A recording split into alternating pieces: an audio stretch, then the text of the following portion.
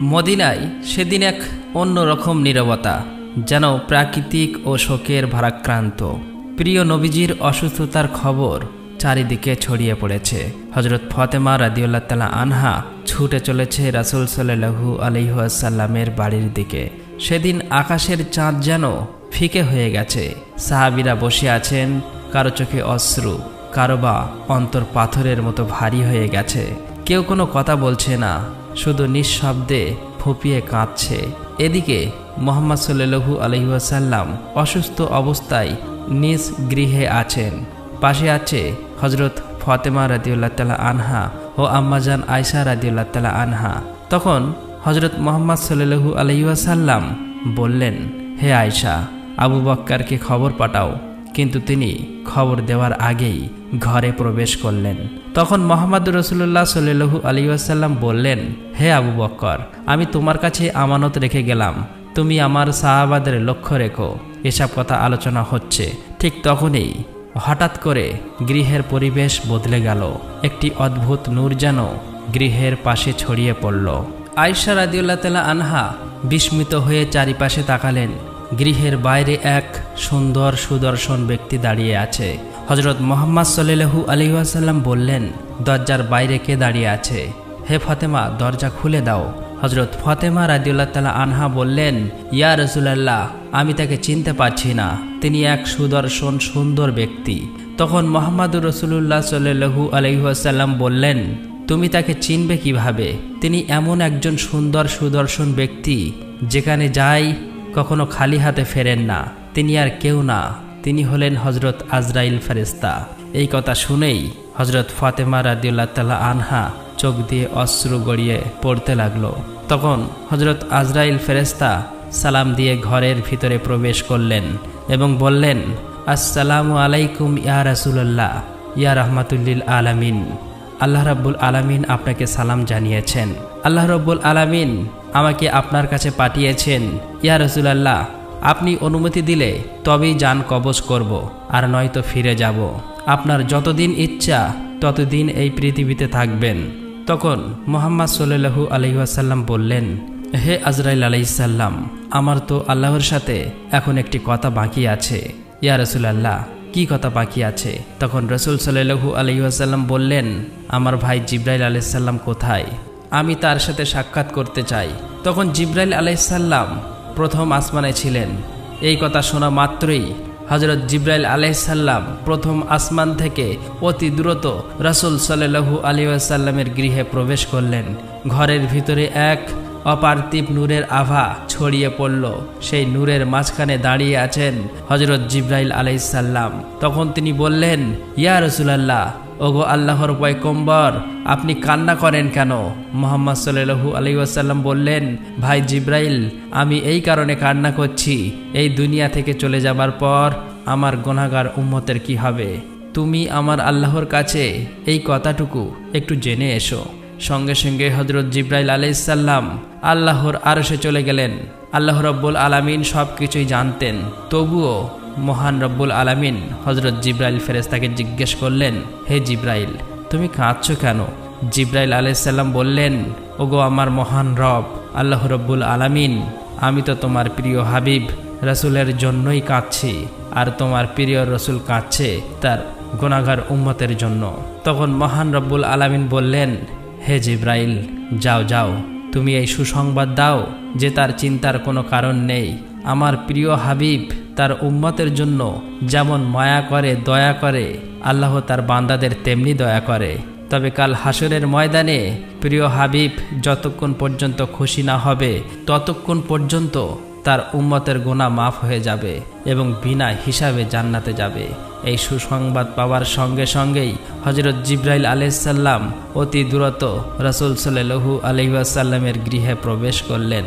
তখন রাসূল সাল্লাল্লাহু আলাইহি ওয়াসাল্লাম বললেন, ভাই জিবরাইল, আল্লাহ রাব্বুল আলামিন কি বলেছেন? তুমি কাঁদছো কেন? হযরত জিবরাইল আলাইহিস সালাম বললেন, ইয়া রাসূলুল্লাহ, ওগো আল্লাহর পয়গম্বর, আল্লাহ তোমার জন্য অপেক্ষা করছে। আল্লাহ তো সুসংবাদ দিয়েছেন। আর আমি কাঁদছি এই কারণে যে আজকের পর থেকে আমি আর কখনোই ওহী নিয়ে আসতে পারবো না। এই পৃথিবীতে অনেক নবী রাসূলের কাছে ওহী নিয়ে এসেছি, কিন্তু আপনার কাছে তো সবচেয়ে বেশিবার এসেছি, আমার আজ বড় কষ্ট হচ্ছে।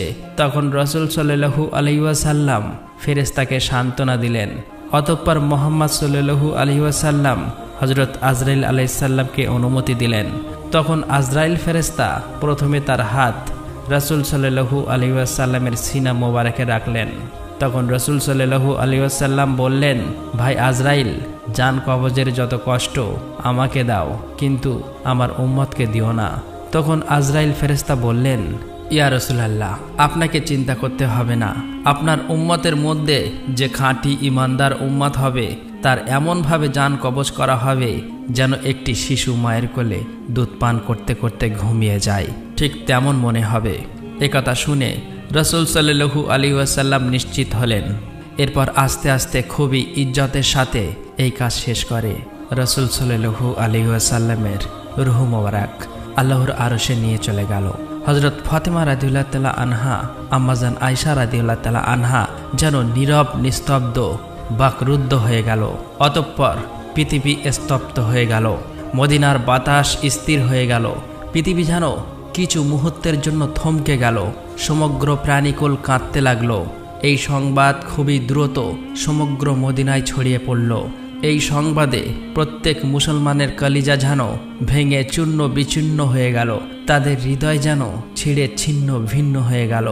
সমস্ত মুসলমানের পায়ের নিচে মাটি যেন সরে গেল। দয়ার নবী হযরত মুহাম্মদ সাল্লাল্লাহু আলাইহি ওয়াসাল্লামের ভক্তবিন্দু, আজীবনের সঙ্গী এবং সহচরগণ যারা তাকে নিজের প্রাণের চেয়েও বেশি ভালোবাসতেন, তারা দয়ার নবী হযরত মুহাম্মদ সাল্লাল্লাহু আলাইহি ওয়াসাল্লামের এই সংবাদে অনেকেই বাকরুদ্ধ হয়ে গেল। আবার কেউ বা কচি শিশুর মতো হাউ মাউ করে কাঁদতে শুরু করলেন। একজন সাহাবী আব্দুল ইবনে আব্বাস রাদিয়াল্লাহু তাআলা আনহু এই সংবাদ শুনে শোকের দুঃখে কষ্ট সহ্য করতে না পেরে প্রাণ ত্যাগ করলেন। এদিকে হযরত বেলাল রাদিয়াল্লাহু তাআলা আনহু মসজিদে এক কোণে অঝরে কাঁদতে কাঁদতে বলতে লাগলো, আমি কিভাবে আজান দেব, আমার জিহ্বা কিভাবে উচ্চারণ করবে সেই নাম যিনি আজ আমাদের মাঝে নেই। কেউ তাকে সান্ত্বনা দিতে পারছিল না। অতঃপর অসহায়ভাবে পাগলের মতো এদিক ওদিক ঘুরতে লাগলো। যার সঙ্গে দেখা হচ্ছে তাকে জিজ্ঞাসা করতে লাগলো, তোমরা কি আমার দয়ার নবীকে দেখেছো? কিন্তু কেউ তাকে কিছুই বলল না, কেননা সবারই তো এই একই অবস্থা। কে তাকে সান্ত্বনা দেবে? এদিকে এই খবর হযরত উমর রাদিয়াল্লাহু তাআলা আনহুর কানে পৌঁছালো। হযরত উমর রাদিয়াল্লাহু তাআলা আনহুর মতো জ্ঞানী বিচক্ষণ সাহাবী অঝরে কাঁদতে কাঁদতে তলোয়ার উঠিয়ে বললেন, আমার দয়ার নবী কখনোই ইন্তেকাল করতে পারে না।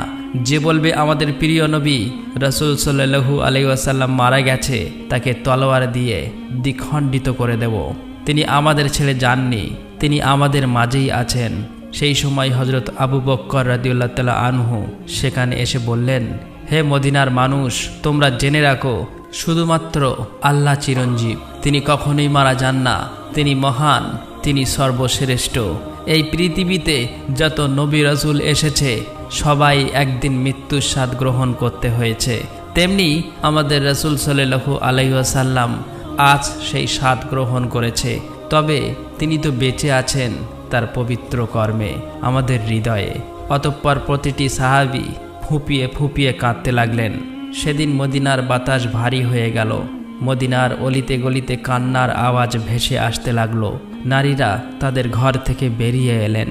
শিশুরা ভয়ে মায়ের আঁচল চেপে ধরল। পুরুষরা একে অপরের দিকে নিস্তব্ধ হয়ে তাকিয়েছিলেন। কেউ যেন বুঝতেই পারছিল না এই বিশাল শূন্যতা কিভাবে পূরণ হবে। সেদিন শুধু মানুষ কাঁদেনি, কেঁদেছিল এই জমিন, এই আসমান, এই প্রাণীকুল। মদিনার আকাশ যেন সেদিন নিস্তব্ধ হয়ে গেল। অতঃপর হযরত আবু বকর রাদিয়াল্লাহু তাআলা আনহু ধীরে ধীরে প্রিয় নবীজির গৃহের দিকে এগোতে লাগলেন। গৃহে প্রবেশ করতেই তিনি দেখলেন এক অলৌকিক প্রশান্তিতে ভরে আছে, যেন এখানেই জান্নাতের সুবাস মিশে আছে। তখন সবাই একপাশে দাঁড়িয়ে কাঁদছিলেন। তিনি বলে উঠলেন, আজ পৃথিবী থেকে সবচেয়ে দয়ার মানুষটি চলে গেলেন, আমরা কিভাবে তার স্মৃতি ছাড়া বেঁচে থাকব। তারপর হযরত আবু বকর রাদিয়াল্লাহু তাআলা আনহু রাসূল সাল্লাল্লাহু আলাইহি ওয়াসাল্লামের পবিত্র মুখখানা উন্মুক্ত করে একখানা চুম্বন করলেন এবং কাঁদতে কাঁদতে বললেন, হে আল্লাহর রাসূল, আমার মাতা পিতা আপনার উপর কুরবান হোক। আপনার জীবন যেমন পবিত্র, আপনার মৃত্যু তেমন পবিত্র। আল্লাহর শপথ, দ্বিতীয়বার আপনার আর কোনো মৃত্যু ঘটবে না, আর কোনো মৃত্যু আপনাকে স্পর্শ করতে পারবে না। অতঃপর হজরত আবু বকর রাদিয়াল্লাহু তাআলা আনহু ঘর থেকে বেরিয়ে আসলেন। তখন দেখলেন হজরত উমর রাদিয়াল্লাহু তাআলা আনহু দিশেহারা হয়ে ছটফট করছে। তখন হজরত আবু বকর রাদিয়াল্লাহু তাআলা আনহু শান্তভাবে বললেন, হে অমর, সংযত হও, ধৈর্য ধারণ করো। হে অমর, মনে রেখো, প্রত্যেক প্রাণীকে মৃত্যুর স্বাদ গ্রহণ করতে হবে।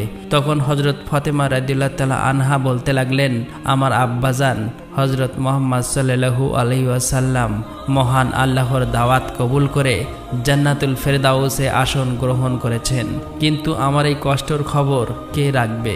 এদিকে হজরত আলী রাদিয়াল্লাহু তাআলা আনহু শোকের আঘাতে পাথরের মতো হয়ে গেলেন। এইভাবে প্রিয় নবীর পরিবার, সাহাবী, মুজাহিরগণ, একে একে সমগ্র মানুষ বাকরুদ্ধ হয়ে গেল।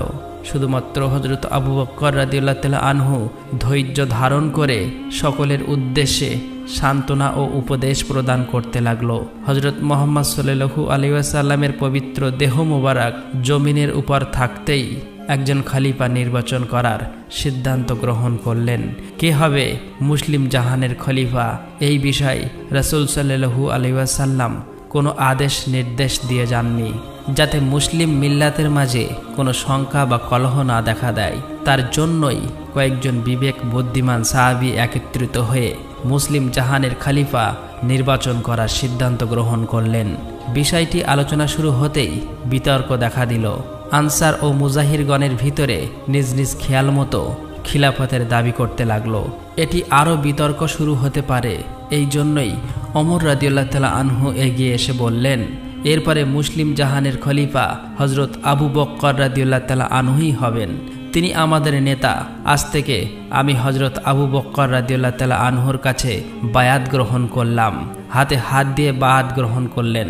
তারপর হজরত ওমর রাদিয়াল্লাহু তাআলা আনহুর দেখা দেখি সমস্ত লোক এই সিদ্ধান্ত মেনে নিলেন। অতঃপর হজরত মুহাম্মদ সাল্লাল্লাহু আলাইহি ওয়াসাল্লামের দাফন কাফনের প্রস্তুতি শুরু হলো। প্রথমেই রাসূল সাল্লাল্লাহু আলাইহি ওয়াসাল্লামের দেহ মোবারক গোসল করার ব্যবস্থা গৃহের ভিতরে হলো। গোসল দেওয়ার জন্য সাহাবীরা এগিয়ে এলো। তারা সকলেই বলতে লাগলো, আল্লাহর কসম, আমরা অনুভব করলাম নবীজি সাল্লাল্লাহু আলাইহি ওয়াসাল্লামের দেহ থেকে সুগন্ধ ছড়িয়ে পড়ছিল। আমরা জান্নাতের সুঘ্রাণ পাচ্ছি। সবার চোখের পানি থামছে না। এই সময় একজন সাহাবী বলল, রাসূল সাল্লাল্লাহু আলাইহি ওয়াসাল্লামের গোসল মোবারকে আমরাও শরীক হতে চাই। হজরত উসামা ইবনে জায়েদ রাদিয়াল্লাহু তাআলা আনহু গোসলের জন্য পানি আনলেন। এই সময় তিনি বলছিলেন, হে আল্লাহর প্রিয় রাসূল, আমার মাতা পিতা আপনার উপর কুরবান হোক। আপনার পরলোক গমনে আমরা এমন জিনিস হারালাম যা আর কোনোদিনই ফিরে পাবো না। আজ থেকে সব ওহির দরজা বন্ধ হয়ে গেল। ইয়া রাসূলুল্লাহ, আজকের দিনটি বিশ্ববাসীর জন্য এক বিশাল শোক বার্তা। হজরত আলী রাদিয়াল্লাহু তাআলা আনহু এবং হজরত আব্বাস রাদিয়াল্লাহু তাআলা আনহু প্রিয় রাসূল সাল্লাল্লাহু আলাইহি ওয়াসাল্লামের পবিত্র দেহ মোবারক গোসল করাতে লাগলেন। সেই সময় হজরত আলী রাদিয়াল্লাহু তাআলা আনহু অঝরে কান্না করছে, চোখ দিয়ে অশ্রু ঝরে পড়ছে, আর মনের অজান্তেই বলতে লাগলো, ইয়া রাসূলুল্লাহ, আমি কিভাবে গোসল করাবো? আপনি তো ছিলেন এই পৃথিবীর শ্রেষ্ঠ মানুষ এবং সবচেয়ে পবিত্র। ইয়া রাসূলুল্লাহ, আপনার দেহ মোবারকের মতো এত সুঘ্রাণ আমি কখনোই পাইনি। সমস্ত সাহাবীরা এভাবেই মুহাম্মদ সাল্লাল্লাহু আলাইহি ওয়াসাল্লামের দেহ মোবারক গোসল কার্য সম্পাদন করলেন। গোসল শেষে 3খানা কাপড় দ্বারা কাফনের ব্যবস্থা করা হলো।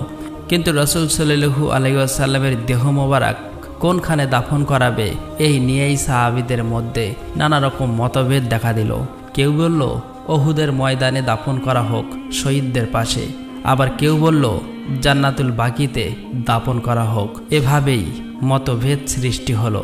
তখন হজরত আবু বকর রাদিয়াল্লাহু তাআলা আনহু বললেন, আমি নবীজি সাল্লাল্লাহু আলাইহি ওয়াসাল্লামের একটি কথা শুনেছি যে নবী যেখানে ইন্তেকাল করেন তাকে সেই স্থানেই দাফন করা হয়। তাছাড়া নবী করিম সাল্লাল্লাহু আলাইহি ওয়াসাল্লাম বলে গেছেন, আমাকে সেই স্থানে দাফন করবে যেখানে কেউ মসজিদ বানাতে না পারে। এই কথাগুলোর উপর ভিত্তি করে হযরত আয়েশা রাদিয়াল্লাহু তাআলা আনহার গৃহে, যেখানে নবী করিম সাল্লাল্লাহু আলাইহি ওয়াসাল্লাম ইন্তেকাল করেন, সেখানেই দাফনের ব্যবস্থা করা হলো। অতঃপর একটি গুরুত্বপূর্ণ প্রশ্ন সামনে এলো, নবীজি সাল্লাল্লাহু আলাইহি ওয়াসাল্লামের জানাজা কে পড়াবেন? এমন মহান ব্যক্তিত্ব যার পিছনে সাহাবারা নামাজ পড়তেন, তার জানাজার ইমামতি কে করবেন?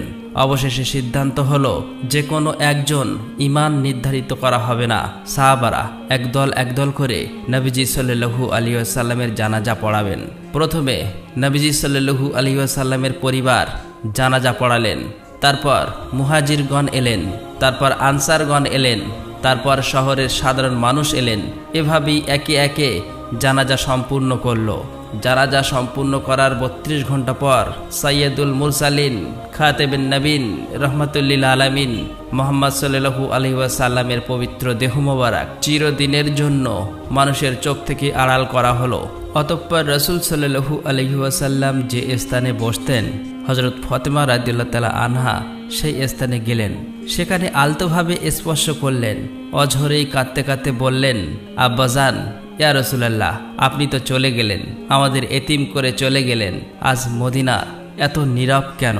কেন বাতাসে আপনার স্নেহ ভরা কণ্ঠ শোনা যায় না? তিনি আর্তনাদ করে উঠলেন, ইয়া রাসূলুল্লাহ, আপনি তো বলেছিলেন আমরা জান্নাতে একসঙ্গে থাকব, কিন্তু আমি কিভাবে সেই সময় পর্যন্ত অপেক্ষা করব? এই পৃথিবী আমার জন্য একেবারে শূন্য হয়ে গেছে। তারপর হযরত ফাতেমা রাদিয়াল্লাহু তাআলা আনহা রাসূল সাল্লাল্লাহু আলাইহি ওয়াসাল্লামের কবর মোবারকের কাছে গিয়ে কাঁদতে কাঁদতে বললেন, ইয়া রাসূলুল্লাহ, আপনি তো সেই মানুষ যার উপরে আল্লাহর রহমত ছিল। জিবরাইল আলাইহিস সালাম আপনার কাছে ওহী নিয়ে আসতেন, আর সেই ওহীর দরজা বন্ধ হয়ে গেল। আজ এই মদিনা এত নিঃসঙ্গ কেন? এদিকে হযরত বিলাল রাদিয়াল্লাহু তাআলা আনহু নিস্তব্ধ বাকরুদ্ধ হয়ে মসজিদে নববীতে অবস্থান করলেন। সেই সময় কয়েকজন সাহাবী তার কাছে আসলেন এবং বললেন, বিলাল, দয়া করে আমাদের জন্য একবার আজান দাও, যেন আমরা নবীজির দিনগুলোর কথা মনে করতে পারি। তখন হযরত বিলাল রাদিয়াল্লাহু তাআলা আনহু আজানের জন্য প্রস্তুত হলেন। আল্লাহু আকবার, আল্লাহু আকবার মধুর ধ্বনি উচ্চারণ করতেই সবাই কাঁদতে লাগলো। অতঃপর যখন আশহাদু আল্লা ইলাহা ইল্লাল্লাহ বলা শুরু করলো, তখন কান্নার আওয়াজ আরো বেড়ে গেল। কিন্তু যখন বললেন আশহাদু আন্না মুহাম্মাদুর রাসূলুল্লাহ, তখন হযরত বিলাল রাদিয়াল্লাহু তাআলা আনহুর কণ্ঠ আটকে গেল। তিনি আর বলতে পারলেন না, হাউমাউ করে কেঁদে উঠলেন, মিনারের উপরে বসে পড়লেন। সারা মদিনা যেন আবার শোকে স্তব্ধ হয়ে গেল। তখন হযরত বিলাল রাদিয়াল্লাহু তাআলা আনহু বললেন, আমি আর মদিনায় থাকতে পারবো না। রাসূল সাল্লাল্লাহু আলাইহি ওয়াসাল্লাম নেই, তাহলে আমি কেন এখানে থাকব?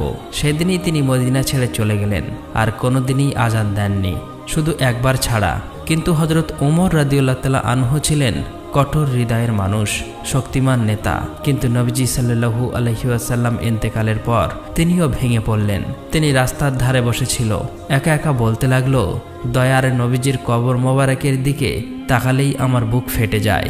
আমার মনে হয় তিনি উঠে আসবেন, আমাদের বলবেন, অমর, কাঁদো না, আমি তোমাদের মাঝে আছি। কিন্তু তিনি তো আর ফিরে আসবেন না। তার বুকের ভিতর থেকে কান্নার শব্দ বেরিয়ে আসছিল। সেই অমর, যিনি কখনো কারো সামনে কাঁদতেন না, আজ রাস্তার পাশে বসে একা একা কাঁদছেন। অতঃপর হযরত আবু বকর রাদিয়াল্লাহু তাআলা আনহু একদিন দয়ার নবীজির কবরের পাশে বসে বললেন, ইয়া রাসূলুল্লাহ, আমি সব সময় আপনার ছায়ায় ছিলাম, আমি আপনার সাথে হাসতাম, আপনার সাথে কাঁদতাম, কিন্তু আজ আমি একা, আমি নিঃসঙ্গ, আমি আপনাকে ছাড়া কিভাবে জীবন কাটাবো? আবু বকর রাদিয়াল্লাহু তাআলা আনহু নবীজি সাল্লাল্লাহু আলাইহি ওয়াসাল্লামের বিদায়ের পর মাত্র 2 বছর বেঁচে ছিলেন। সেই 2 বছর যেন এক একটি যুগের মতো কষ্টে কেটেছে। অতঃপর কয়েকদিন পর হযরত আবু বকর রাদিয়াল্লাহু তাআলা আনহু নিজ গৃহে শায়িত ছিলেন। এক রাতে স্বপ্ন দেখলেন, রাসূল সাল্লাল্লাহু আলাইহি ওয়াসাল্লাম তাকে বলছেন, আবু বকর, আমি তোমার জন্য অপেক্ষা করছি। স্বপ্ন দেখে হযরত আবু বকর রাদিয়াল্লাহু তাআলা আনহু দ্রুত ঘুম থেকে উঠে পড়লেন, মনে মনে হাসলেন এবং বললেন, আমার সময় এসে গেছে। এভাবেই কিছুদিন যাওয়ার পর তিনি ধীরে ধীরে অসুস্থ হয়ে পড়লেন। যখন তার মৃত্যুর সময় ঘনিয়ে এলো, তখন হয়তো তওবা করতে হযরত আবু বকর রাদিয়াল্লাহু তাআলা আনহু বললেন, প্রিয় সাহাবী ভাইয়েরা, আমাকে রাসূল সাল্লাল্লাহু আলাইহি ওয়াসাল্লামের পাশে দাপন করো, আমি তার কাছেই ফিরে যেতে চাই। যখন হযরত আবু বকর রাদিয়াল্লাহু তাআলা আনহু মৃত্যুবরণ করলেন, তখন নবীজির পাশে তাকে কবর দেওয়া হলো। তখন মদিনার আকাশে যেন আবার কান্নার শব্দ শোনা গেল। হযরত মুহাম্মদ সাল্লাল্লাহু আলাইহি ওয়াসাল্লাম রাহমাতাল লিল আলামিন, দয়ার নবী, মায়ের নবী, আমাদের মতো এই উম্মতের জন্য কত কষ্টই না করেছেন, কিন্তু আজ আমরা কি সত্যি নবীজি সাল্লাল্লাহু আলাইহি ওয়াসাল্লামকে ভালোবাসি? আজও কি আমরা রাসূল সাল্লাল্লাহু আলাইহি ওয়াসাল্লামের শোক অনুভব করি? আজও কি আমরা তাকে মনে করি? আমরা কি তার সুন্নাহ আঁকড়ে ধরে আছি? হে আল্লাহ, আমাদের হৃদয়ে নবীজি সাল্লাল্লাহু আলাইহি ওয়াসাল্লামের ভালোবাসাই ভরে দাও। হে আল্লাহ, আমাদের এমন জীবন দাও যেন আমরা তার পথে চলতে পারি। হে আল্লাহ, আমাদের এমন মৃত্যু দাও যেন আমরা জান্নাতে তার সাথে মিলিত হই। প্রিয় দর্শক, আসুন আমরা সকলেই যেন প্রিয় নবীজি সাল্লাল্লাহু আলাইহি ওয়াসাল্লামের আদর্শে আদর্শবান হতে পারি। আমরা যেন নবীজির মতো চরিত্রবান হতে পারি। আমরা সকলেই যেন সহজ সরল পথে চলতে পারি, আর মৃত্যুর সময় যেন পবিত্র কলেমা পড়তে পড়তে মৃত্যুবরণ করতে পারি। আল্লাহ রাব্বুল আলামিন আমাদের সকলকে এই তৌফিক দান করুক। আমরা সবাই বলি আমিন। আসসালামু আলাইকুম।